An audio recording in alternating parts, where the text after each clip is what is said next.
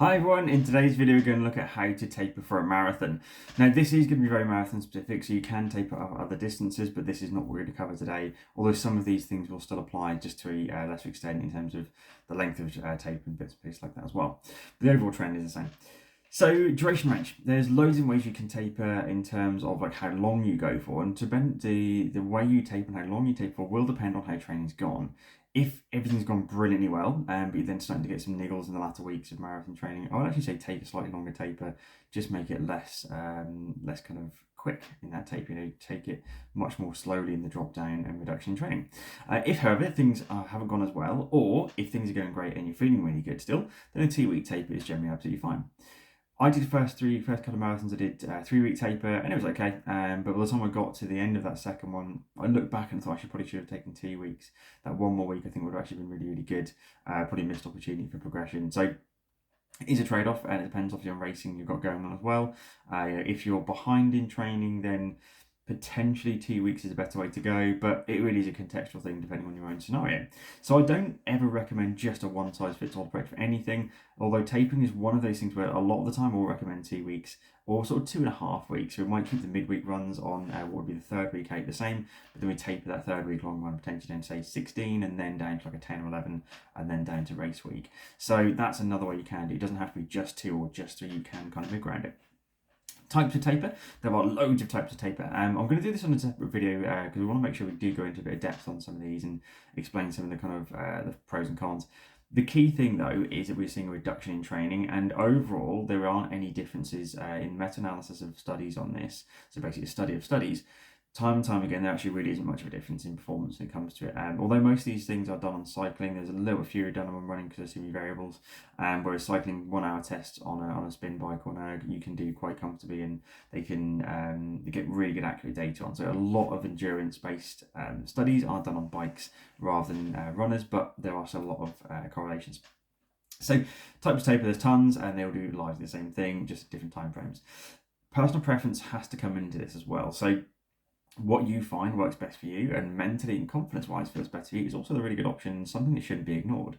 Someone says to me, I like doing a 3-week taper, unless they've had really bad experiences and haven't then felt very good on marathon day, then we'll have a conversation and go, shall we try 2.5 this time and see if that works better for you, just taper the long one the weekend.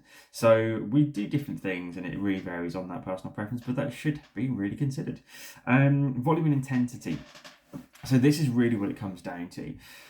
It's not just about tapering the amount of running you're doing, and a lot of people already take down the intensity as well. So they'll suddenly go 2 or 3 weeks of like no faster running, nothing at marathon pace, or maybe a couple of miles at marathon pace at most. That can be okay, and again, it does depend on the time you're looking to run a marathon in. I would say personally, that's my thought anyway.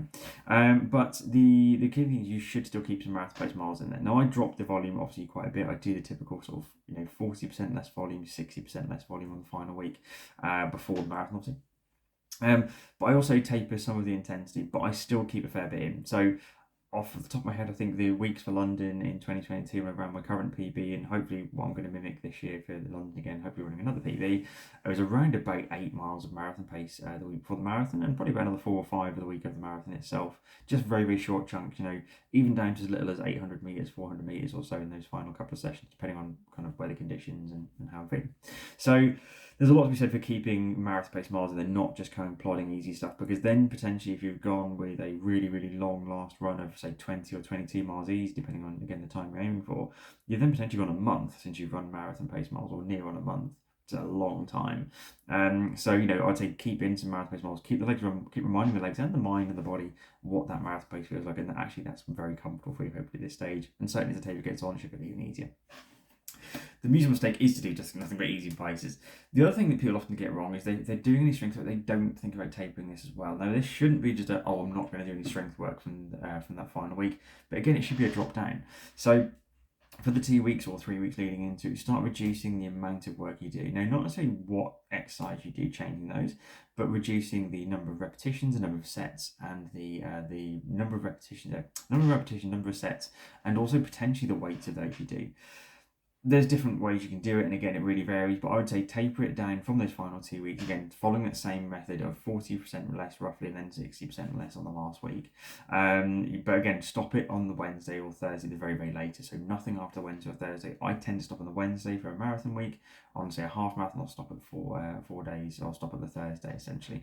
So there are, as ever, personal preferences within this, but there's a lot of evidence showing that those are the key things to do. So drop down your volume around about 40 to 60% in the 2 weeks, and 60% on the last week. Drop down the intensity of the runs to some degree, but mostly drop the volume, and keep the strength work in there. But again, stop us around about the Wednesday for marathon week to get the best results you can. There's loads more, and I'll be doing another blog on this in some time in the future, so keep your eyes peeled for that. See you soon.